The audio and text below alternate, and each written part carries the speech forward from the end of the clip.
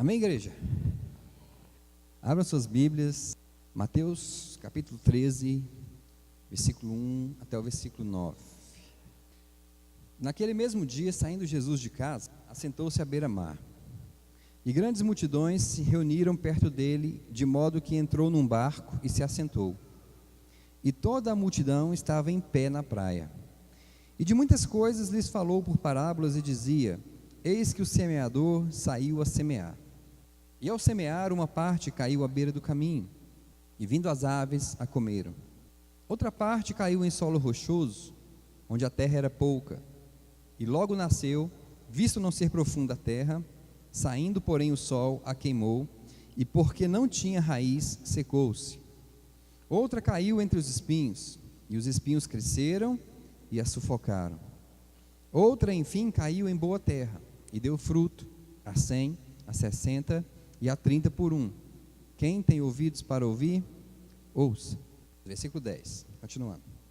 Então se aproximaram os discípulos e lhe perguntaram: por que eles falam por parábolas?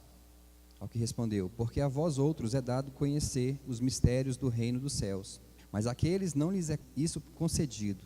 Pois o que tem, se lhe dará, e terá em abundância. Mas ao que não tem, até o que tem lhe será tirado. Por isso lhes falo por parábolas, porque vendo não veem, e ouvindo não ouvem, nem entendem. De sorte que neles se cumpre a profecia de Isaías: ouvireis com os ouvidos, e de nenhum modo entendereis. Vereis com os olhos, e de nenhum modo percebereis. Porque o coração desse povo está endurecido. De mau grado ouviram com os ouvidos, e fecharam os olhos, para não suceder que vejam com os olhos, ouçam com os ouvidos, entendam com o coração, se convertam e sejam por mim curados. Bem-aventurados, porém, os vossos olhos, porque veem, e os vossos ouvidos, porque ouvem. Pois, em verdade vos digo, que muitos profetas e justos desejaram ver o que vedes e não viram, e ouvir o que ouves e não ouviram. Atendei vós a parábola do semeador. A todos os que ouvem a palavra do reino e não a compreendem, vem o maligno e arrebata o que lhe foi semeado no coração. Este é o que foi semeado à beira do caminho. O que foi semeado em solo rochoso, esse é o que ouve a palavra e a recebe logo com alegria, mas não tem raiz em si mesmo, sendo antes de pouca duração. Em lhe chegando a angústia ou a perseguição por causa da palavra, logo se escandaliza. O que foi semeado entre os espinhos é o que ouve a palavra, porém os cuidados do mundo e a fascinação das riquezas sufocam a palavra e fica infrutífera. Mas o que foi semeado em boa terra é o que ouve a palavra e a compreende. Este frutifica e produz a 100, a 60 e a 30 por 1. Amém. Pode sentar-se. Então, quem quiser tomar água gelada, pode ir. Quem quiser trazer para mim também, eu aceito. Bom, essa palavra está falando, irmãos, a respeito da parábola do semeador. E aí Jesus explica a respeito de dois tipos de pessoas: aqueles que não conseguem receber a palavra de Deus e aqueles que conseguem receber a palavra de Deus. Ele fala assim, ó, aqueles ali, eles veem com os olhos, ouvem com os ouvidos, mas eles não entendem. Vocês, falando para os discípulos, bem-aventurados são vocês, que estão vendo e estão ouvindo estas coisas. E aí ele vai explicar o que é a parábola. Ele fala que a semente que o semeador semeou é a palavra de Deus. E aí Jesus explica que aquele que recebe a palavra de Deus no seu coração, numa terra fértil, esse cresce, esse frutifica, esse dá muito fruto. Mas ele fala que alguns recebem a palavra, mas a palavra não frutifica neles. A semente cai à beira do caminho é aqueles que ouvem e não entendem a palavra. Quantos aqui já ouviram pregações ou estudos e não conseguem entender, não conseguiram entender? Muitas vezes a gente já passou por isso. A gente ouviu alguma coisa e a gente não conseguiu entender o que estava sendo falado. E ele fala que esses que ouvem e que não entendem são aqueles que a semente cai à beira do caminho. Aí ele fala que aquele que cai em solo rochoso, ele logo nasce, ele recebe com alegria, mas daqui a pouco, por ele não ter raiz, vem o sol e seca. Isso fala de quê? Das tribulações, das provações, que muitos aceitam Jesus, recebem a palavra de Deus no seu coração, começam a crescer, mas daqui a pouco vem os problemas, e o que é que essa pessoa faz? morre espiritualmente, por causa dos problemas. E ele fala que outros caiu em um solo espinhoso e começou a crescer, mas os espinhos conseguiram sufocar a palavra. E ele fala, esses são aqueles que estão olhando para as coisas, as riquezas, os prazeres desse mundo. Você já viu que muitas pessoas são assim? Muitos aceitaram Jesus, vêm para a igreja, ficam um tempo, mas daqui a pouco ele não consegue permanecer por causa dos prazeres que o mundo oferece. Isso acontece com muitas pessoas. A gente acha que acontece só com jovens, mas não, acontece com adultos também. Porque os prazeres do mundo, irmãos, são mais atraentes do que você vir para a igreja, aprender a palavra de Deus, você louvar a Deus, você ficar 1h30 aqui ouvindo a respeito de algo celestial. Então essas pessoas, elas não conseguem viver longe do prazer do mundo. Mas tem aqueles que permanecem, amém? Tem aqueles que a palavra permanece neles. Esses são os verdadeiros filhos de Deus. E nós vamos falar hoje sobre uma semente.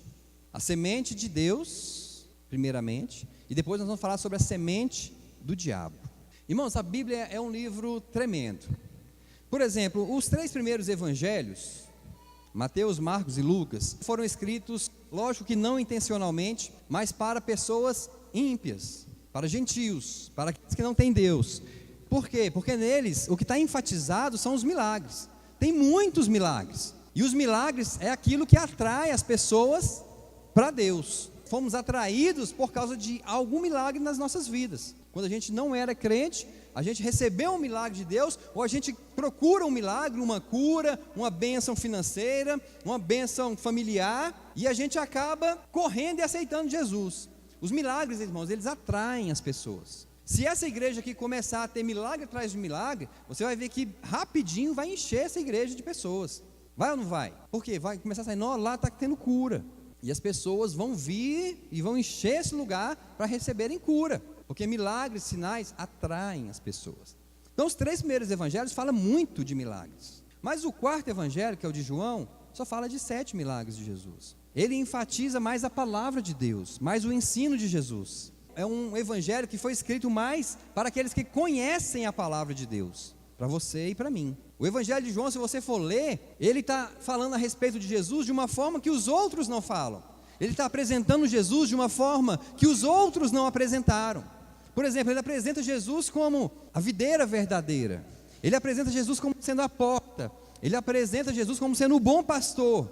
Ele apresenta Jesus como sendo a fonte de águas vivas para aquela mulher samaritana. E muitas outras coisas. Então ele está ensinando aquele que conhece a palavra de Deus a respeito do nosso Salvador Jesus Cristo. Tanto é que se você pegar o livro de João hoje para ler, irmão, você vai ficar fascinado com o livro de João. Estou falando a verdade para vocês.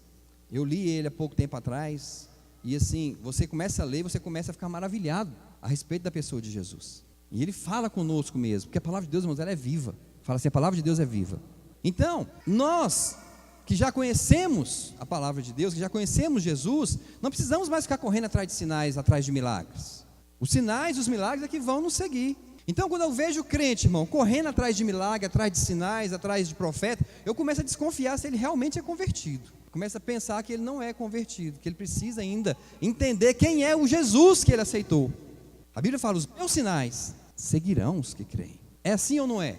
Igreja precisa estar baseado não em sinais, mas na palavra de Deus, nos ensinamentos de Jesus para a igreja. Aleluias. Abram suas Bíblias aí em João capítulo 1, versículo 11. Acharam? Veio para o que era seu, falando a respeito de Jesus. E os seus não receberam. Quem eram os dele? Os judeus. Mas a todos quantos o receberam, nós, aos que creem no seu nome, deu-lhes o poder de se tornarem filhos de Deus, os quais não nasceram do sangue, nem da vontade da carne, nem da vontade do varão, mas de Deus. Irmãos, aí está falando uma coisa muito interessante, que você e eu somos nascidos de Deus. Você não foi nascido primeiro do sangue, está falando aí. Você não foi nascido do sangue, não é algo natural. Depois ele fala, não também nascido da carne, da vontade da carne, do prazer carnal, porque muitas pessoas nasceram porque um homem desejou uma mulher, ou a mulher desejou um homem, do prazer da carne, da vontade da carne. Não foi o nosso caso também. Depois ele fala que também não nasceram da vontade do varão, do homem. Eu quero ser pai, eu quero me tornar pai, e eu quero ter um filho. Também não foi por isso que nós nascemos. E ele fala, mas vocês nasceram de Deus. Irmãos, quantos aqui são nascidos de Deus? Agora eu vou fazer uma pergunta, eu quero que vocês respondam, quem souber. Não, vou fazer a pergunta daqui a pouquinho. Vou mostrar mais 2 versículos para vocês. 1 Pedro 1, 23. Falando a respeito da igreja, de nós também. Nascido não de semente corruptível, mas de incorruptível, pela palavra de Deus, a qual vive e permanece. Olha só, você não foi nascido de uma semente corruptível. O que é corruptível? Aquilo que se acaba. O homem tem uma semente, o sêmen do homem, o espermatozoide. Não é essa semente que ele está falando. Nós não nascemos de uma semente corruptível. 1 Pedro 1, 23, já cita. Nós não nascemos de uma semente corruptível, mas incorruptível, algo que não se acaba. E ele fala, pela palavra. Ou seja, quando você recebeu a palavra no seu coração e você creu em Jesus, você então recebeu a semente incorruptível de Deus e você nasceu de novo. Assim como o homem tem uma semente, um sêmen, Deus também tem uma semente, a palavra. E a palavra é que faz nascer. Vocês lembram a respeito de Maria? Maria, o anjo Gabriel chegou para ela e falou para ela, olha, você vai conceber, vai ter um filho, o nome dele será Jesus, ele será rei eternamente, isso e aquilo outro. No finalzinho ela fala assim, cumpra em mim a tua palavra. Foi nesse momento que ela recebeu a semente incorruptível de Deus e gerou Jesus. Ela recebeu a semente, a palavra de Deus no coração dela e engravidou de Jesus. A semente de Deus, que é a palavra, irmãos, ela é viva. Deus fala assim, assim será a palavra que sair da minha boca, não voltará para mim vazia, mas fará o que me apraz. Olha o que ele fala, fará o que me agrada e prosperará para aquilo a que a enviei. A semente de Deus, irmãos, a palavra de Deus, ela cumpre um propósito, ela é viva. Quando Deus fala, aquela palavra não volta vazia. Só que ela tem que cair um coração fértil. A Bíblia fala assim que a palavra de Deus ela é viva e eficaz. Ela gera vida. Quando ela é falada, ela gera vida. Nós lemos 1 Pedro 1, 23, não é isso? Que nós não nascemos de uma semente corruptível, mas incorruptível, pela palavra de Deus, a qual vive. A palavra vive e permanece. Amém? Abram agora em 1 Coríntios. Aliás, deixa eu fazer a pergunta para vocês, né? Se você nasceu de Deus, quantos aqui têm convicção que nasceram de Deus? Se você nasceu de Deus, por que a Bíblia fala que você é adotado? Por que fala que nós somos filhos adotivos? Se nós nascemos de Deus. Se eu nasci de Deus, eu sou filho de Deus legítimo. Eu não sou adotivo. Vocês concordam com o que eu estou falando? Nós estamos aqui para aprender.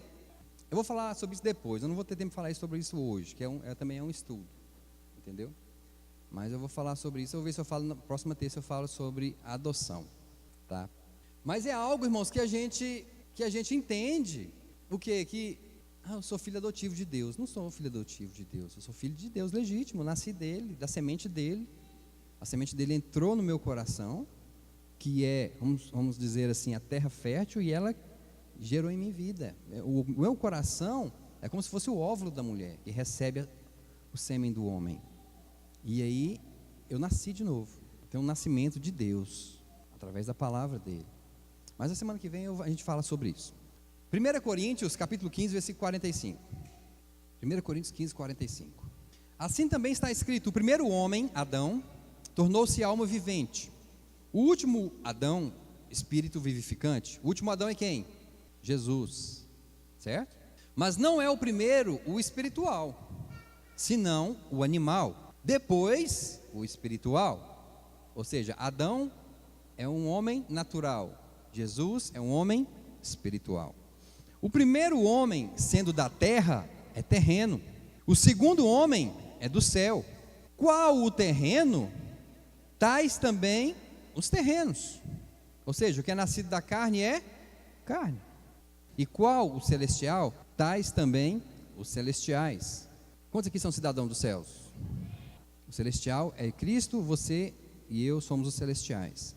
E assim como trouxemos a imagem do terreno, a imagem de Adão, traremos também a imagem do celestial, Cristo. Então você e eu, da mesma maneira que houve um nascimento natural de Adão, houve também um nascimento espiritual. A Bíblia fala que Deus, ele é espírito. O nascido da carne é carne, o nascido do espírito é espírito. Então, se nós nascemos do espírito, nós também somos espírito. E se você é espírito, qual que é a sua semente? Qual é a sua semente espiritual? Qual é a sua semente espiritual? Eu falei que Deus, ele tem uma semente, que é a palavra. Deus é espírito, a semente espiritual é a palavra. Você é espírito, qual é a sua semente espiritual? A palavra. Por isso que a Bíblia fala assim, que muito pode, em seus efeitos, a palavra de um justo. A palavra que sai da sua boca, a palavra de Deus que sai da sua boca, tem muito poder, porque ela é viva. E tudo que você falar, ela vai prosperar. Por isso que muitas pessoas nascem de novo, quando eles ouvem uma palavra pregada. Por isso que Jesus falou assim, ó, ide e pregai, porque a sua palavra é uma semente de vida, para aqueles que a recebem. Aqueles que recebem a palavra que sair da sua boca, podem nascer de novo. Então você tem uma semente espiritual dentro de você. 1 João capítulo 3, versículo 9, diz assim, aquele que é nascido de Deus, não peca habitualmente. O que é pecar habitualmente? Não tem o hábito de pecar. Quem é nascido de Deus, não tem o hábito de pecar. Peca, mas ele não tem o hábito. Entenderam? Porque a semente de Deus permanece nele. Fala assim, a semente de Deus está em mim. E ele continua falando, e não pode continuar no pecado. Como é que eu sei se alguém é nascido de Deus? Porque ele não vive habitualmente pecando. Ele não permanece no pecado.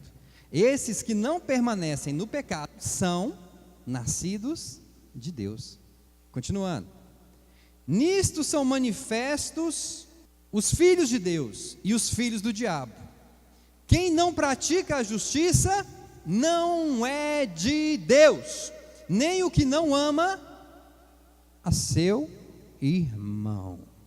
Os nascidos de Deus, verdadeiramente, não conseguem viver no pecado. Os filhos do diabo vivem no pecado. Eu comparo os filhos do diabo como os porcos. Os porcos, eles estão na lama e eles gostam de ficar na lama. É ou não é? Os porcos gostam de ficar na lama. Os filhos do diabo são como os porcos. Você e eu não. Logo que a gente peca, a gente é levado a abandonar o pecado, ou a arrepender-se. Então vocês estão entendendo a diferença dos filhos de Deus para os filhos do diabo? Nós vamos entrar fundo aqui agora, irmãos, a respeito disso. Sobre os filhos de Deus e os filhos do diabo. Hoje você vai sair daqui sabendo quem você é.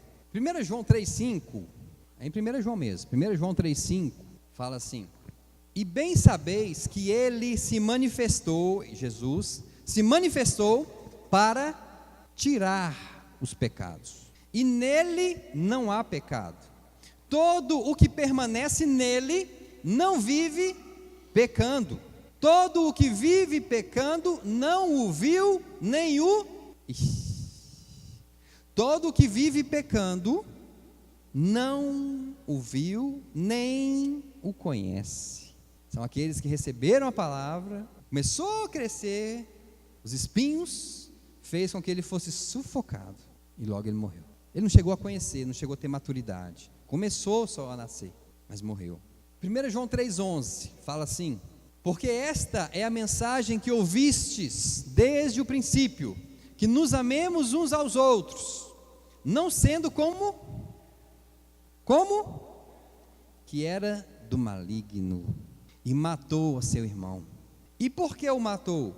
Porque as suas obras eram más, e as de seu irmão justas.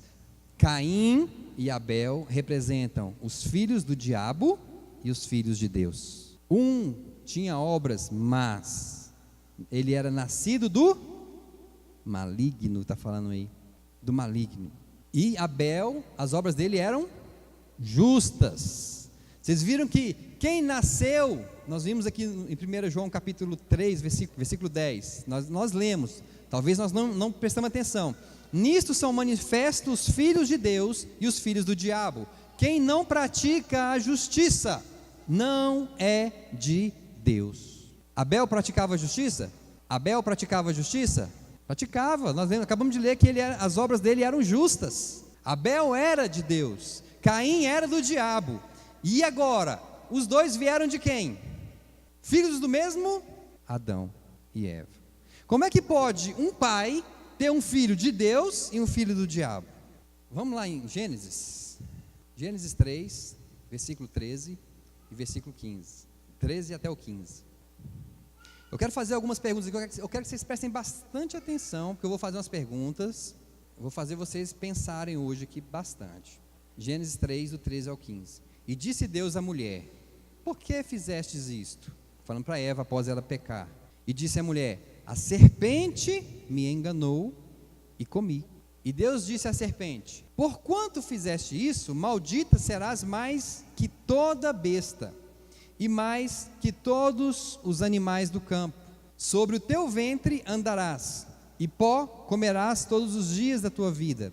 E porei inimizade entre ti e a mulher, entre a tua semente e a sua semente. Esta te ferirá a cabeça, e tu lhe ferirás o calcanhar.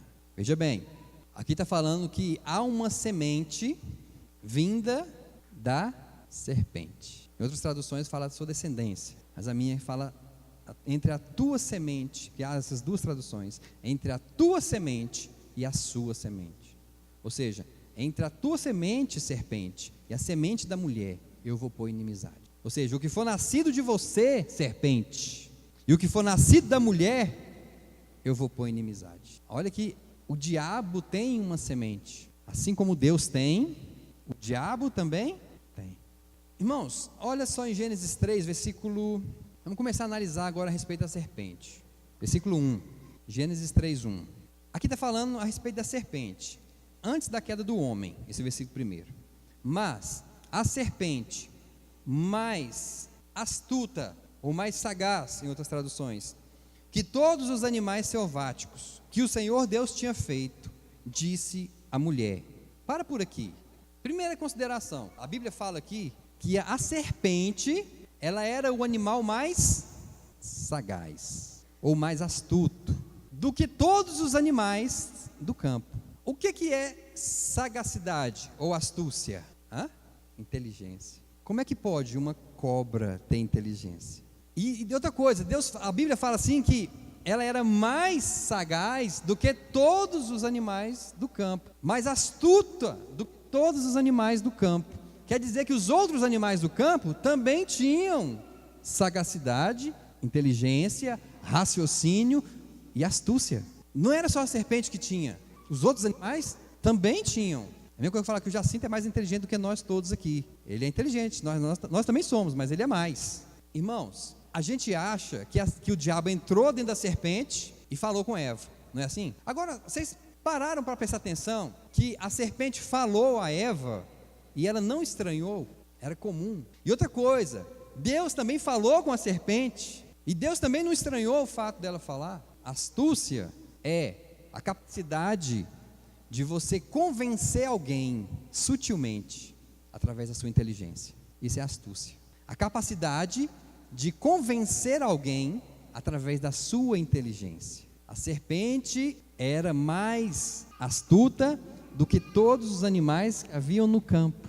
Deus fez a serpente inteligente e ela falava. Outra coisa que Deus falou para ela, quando Deus dá a sentença para ela: maldita serás tu entre todos os animais, e sobre o teu ventre andarás. Se Deus fala assim que a maldição era andar sobre o ventre, quer dizer que ela não andava sobre o ventre. Vocês concordam? Possivelmente, eu não vou afirmar, mas vamos supor que ela andava em pé, que ela tinha os pezinhos. A serpente, no começo, no Éden, ela foi criada com inteligência, ela andava em pé, vamos dizer assim, E ela era astuta, mais do que os outros animais. Isso quer dizer também que os outros animais também eram. E a gente acha que o diabo entrou nela e falou pela boca dela.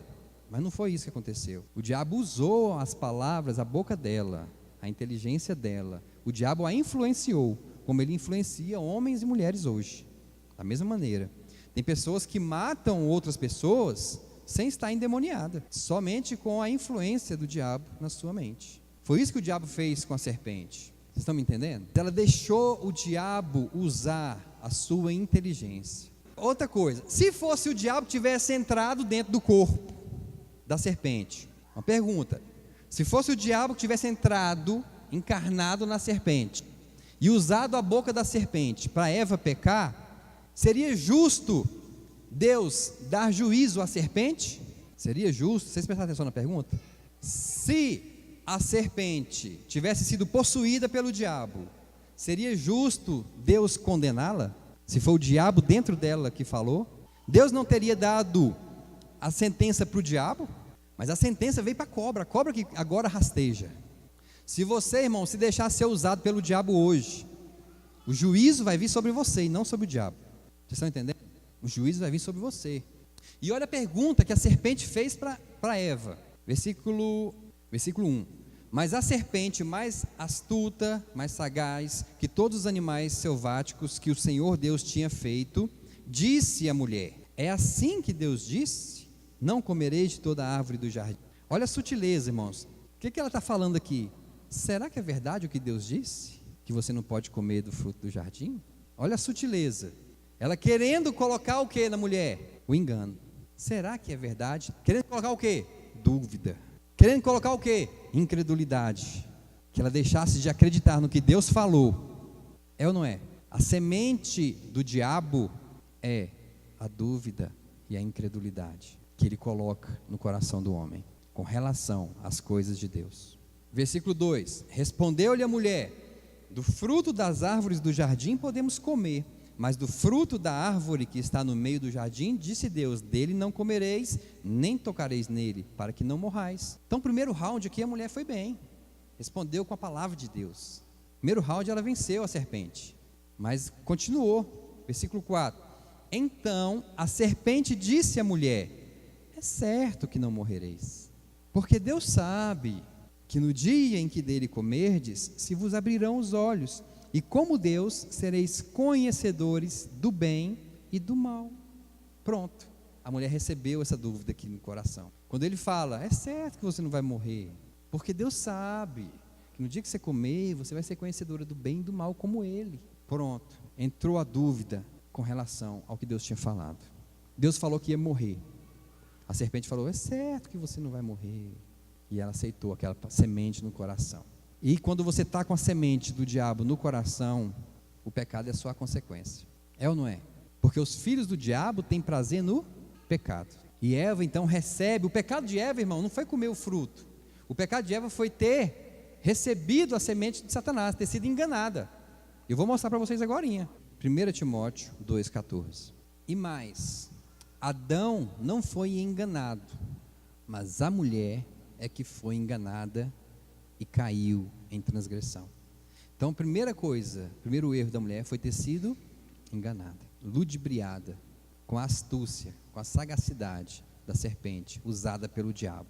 Quando ela recebe a semente da dúvida, da incredulidade no coração, ela cai. Fala assim: se eu receber a semente do diabo no meu coração, eu vou cair. Por isso que a Bíblia fala: quem está em pé, cuide para que não caia. Você está em pé, não está? Cuidado, para você não receber a semente do diabo no seu coração. O engano, a incredulidade, a dúvida. Creia na palavra de Deus. O que Deus falou é. A palavra de Deus é verdade, irmãos. 2 Coríntios 11, versículo 2 e 3. Fala assim: porque estou zeloso de vós, com zelo de Deus, pois vos desposei com um só esposo, Cristo, para vos apresentar a Ele como virgem pura. Mas temo que, assim como a serpente enganou a Eva com a sua astúcia, assim também sejam de alguma sorte corrompidos os vossos entendimentos. Olha o que Paulo está falando. e se apartem da simplicidade e da pureza que há em Cristo. Paulo está falando para a igreja de Corinto o seguinte: olha, eu sou zeloso com relação a vocês, eu sou cuidadoso com relação a vocês, e eu tenho apresentado vocês como uma virgem. Irmão, Eva era virgem quando caiu, ela não tinha tido relação com Adão. Paulo fala: eu quero apresentar vocês como uma noiva virgem ao seu esposo Cristo, ao seu marido Cristo, ao seu noivo Cristo.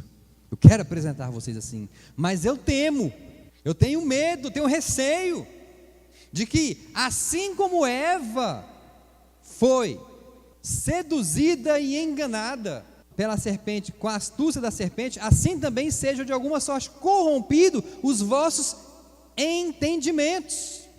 Olha só como é que você vai cair, irmão: quando o seu entendimento for corrompido, quando aquilo que você aprendeu que é puro deixar de ser puro, quando entrar na sua mente a dúvida e a incredulidade do diabo, quando você duvidar do que Deus falou, quando você duvidar do que Deus te disse, aí os seus pensamentos são corrompidos. E Paulo fala: eu tenho medo de que isso aconteça com vocês e vocês se apartem da simplicidade e da pureza. Irmãos, quem se aparta da pureza se torna o quê? Sujo. É igual está escrito em 2 Pedro 2:22, eu acho, fala assim, que a porca, após lavada, volta a se lamear, e o cão volta ao seu próprio vômito. Tem coisa mais nojenta do que você vê um cachorro comendo um vômito? A irmã Maria Dilma trabalha com animal, acho que nem ela não gosta disso, né, Maria? De ver um cachorro vomitar e comer o vômito. É nojento, irmãos. Assim é para Deus o crente que se aparta da verdade. Por isso que a Bíblia fala assim, ó: antes vocês fossem frio ou quente do que vocês serem morno. Quem que é o morno? É aquele que conhece a verdade, mas que está corrompido. Estou a ponto de vomitar. Ele ainda não vomitou, mas está a ponto. Eva era, irmão, como eu tinha falado, virgem. Eva era pura, mas ela foi seduzida e enganada pela serpente. Irmãos, quando um homem engana e seduz uma mulher, o que ele faz com ela? Quando um homem engana e seduz, ele tem intimidade com ela.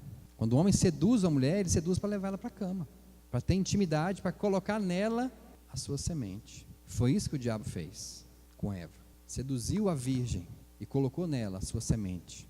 Olha em Provérbios 30:20: tal é o caminho da mulher adúltera. O que é mulher adúltera? Fala assim: mulher adúltera é aquela que tem um marido, mas se corrompe com outro. Tal é o caminho da mulher adúltera. Eva se corrompeu com a serpente. Eu não estou falando que Eva teve relação sexual com a serpente não, viu, irmãos? Vocês estão entendendo que eu estou falando que isso é uma coisa espiritual.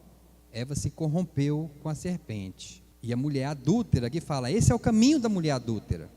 Eva se tornou adúltera quando ela recebeu a incredulidade, não foi quando ela comeu o fruto. Esse é o caminho da mulher adúltera. Ela come e limpa a sua boca e diz: não pratiquei iniquidade. Antes da mulher comer, ela é adúltera.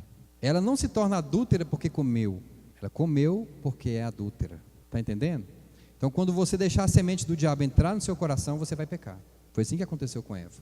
O que Eva falou para Deus? A serpente me enganou e eu comi. Ou seja, eu me tornei adúltera com a serpente e acabei comendo, acabei pecando. Gênesis 4, versículo 1.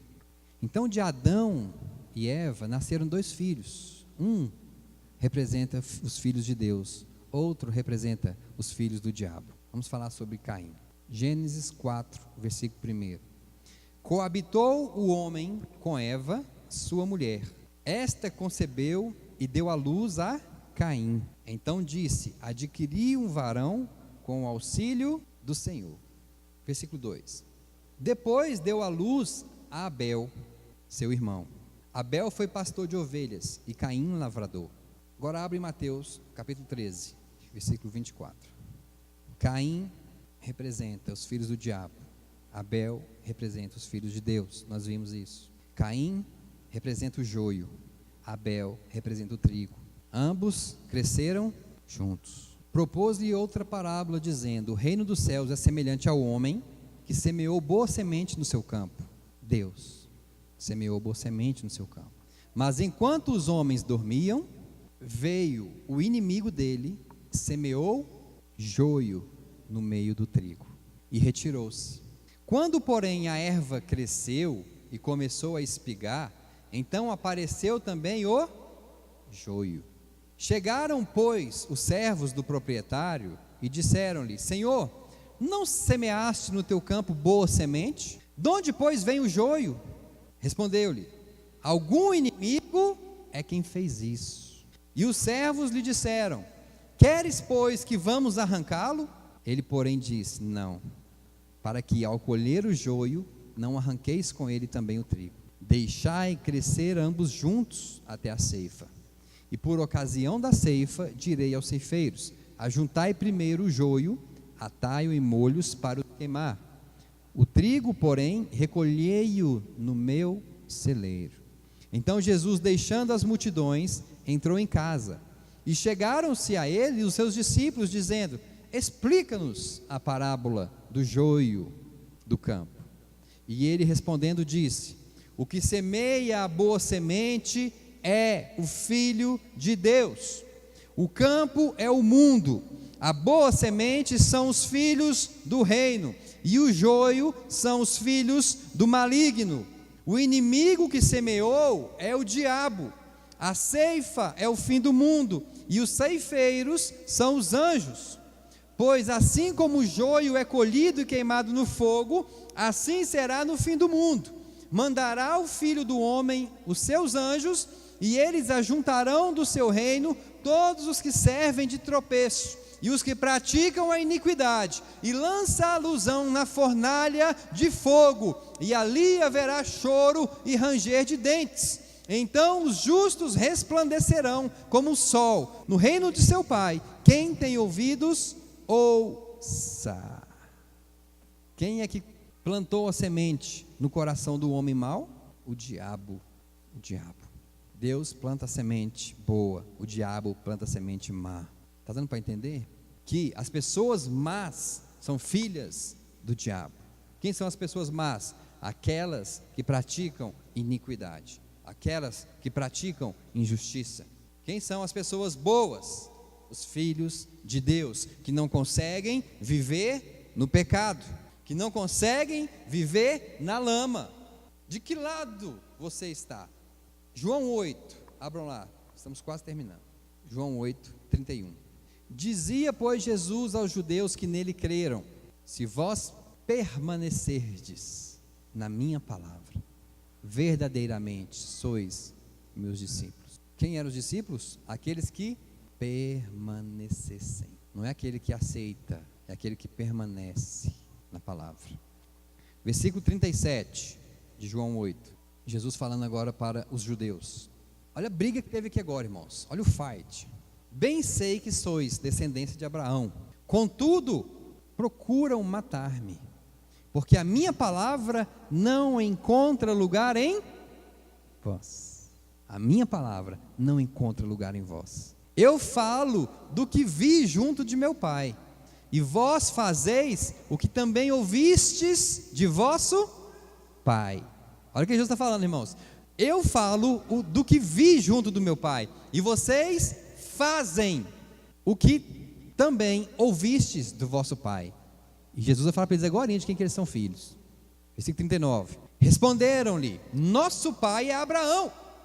Disse-lhe Jesus: se sois filhos de Abraão, fazei as obras de Abraão. Mas agora procuram matar-me, a mim, que vos falei a verdade que de Deus ouvi. Isso Abraão não fez. Eles estão falando: nós somos filhos de Abraão. E Jesus fala assim: vocês não são filhos de Abraão, porque se vocês fossem filhos de Abraão, vocês fariam o que Abraão falou. Versículo 41. Vós fazeis as obras do vosso pai. Replicaram-lhes eles: nós não somos nascidos de prostituição, temos um pai que é Deus. Respondeu-lhe Jesus: se Deus fosse o vosso pai, vós me amaríeis, porque eu saí e vim de Deus. Pois não vim de mim mesmo, mas Ele me enviou. Porque não compreendeis a minha linguagem? Ou seja, por que vocês não entendem a minha palavra? É porque não podeis ouvir a minha palavra. Vós tendes por pai o diabo, e quereis satisfazer os desejos do vosso pai. Ele é homicida desde o princípio. Ele matou quem lá no princípio? Abel. Ele é homicida desde o princípio e nunca se firmou na verdade. Isso quer dizer que o diabo conheceu a verdade, só que ele não se firmou, porque nele não há verdade. Quando ele profere mentira, fala do que lhe é próprio, porque é mentiroso e pai da mentira. Mas porque eu digo a verdade, não me credes. Quem dentre vós me convence de pecado? Se digo a verdade, por que não me credes? Quem é de Deus, ouve as palavras de Deus. Por isso vós não a ouvis, porque não sois de Deus. Deu para entender a diferença entre quem é filho de Deus e quem é filho do diabo? Ficou bem claro, né, irmãos, para nós. Dentro da igreja tem só filhos de Deus? Não. No meio do trigo tem o joio. Agora vamos ler o último versículo para a gente encerrar. Vamos reler, na verdade. 1 João 3, 9 e 10. Agora esse versículo vai entrar com força na sua mente. Aquele que é nascido de Deus não peca habitualmente, porque a semente de Deus permanece nele e não pode continuar no pecado, porque é nascido de Deus. Nisto são manifestos os filhos de Deus e os filhos do diabo. Quem não pratica a justiça não é de Deus, nem o que não ama a seu irmão. Ou seja, se conhece um filho de Deus pelas obras de justiça e pelo amor. Praticar a justiça e amar o irmão. Amém? Vamos ficar em pé? O versículo 11 fala assim: porque esta é a mensagem que ouviste desde o princípio, que nos amemos uns aos outros, não sendo como Caim, que era do maligno e matou a seu irmão. E por que o matou? Porque as suas obras eram más e as de seu irmão justas. Amém? Pai, nós te louvamos, nós te adoramos, bendizemos o teu nome nessa noite. Te agradecemos, ó Deus, pela tua palavra, que é viva e eficaz e que habita em nós. Pai, nós queremos seguir a tua palavra, viver uma vida de santidade, porque aquele que é nascido do Senhor tem a santidade no coração. Ele não deseja viver no pecado, ele não deseja viver na sujeira, ele não deseja viver, Pai, na imundície, ele não deseja viver de maneira desordenada, ele não é desonesto, ele não é mentiroso, Pai, ele não é prostituto, Pai, ele não é uma pessoa que rouba, ele não é uma pessoa que fala mal do próximo, mas ele é uma pessoa que pratica a justiça, que busca a santidade e que ama os irmãos. Sim, Deus, que cada um de nós aqui nesta noite possamos entender a obra que o Senhor tem feito nas nossas vidas, a grandeza de sermos filhos do Senhor. Que essa noite a tua palavra possa permanecer nos nossos corações. Em nome do teu Filho Jesus. Amém. Amém.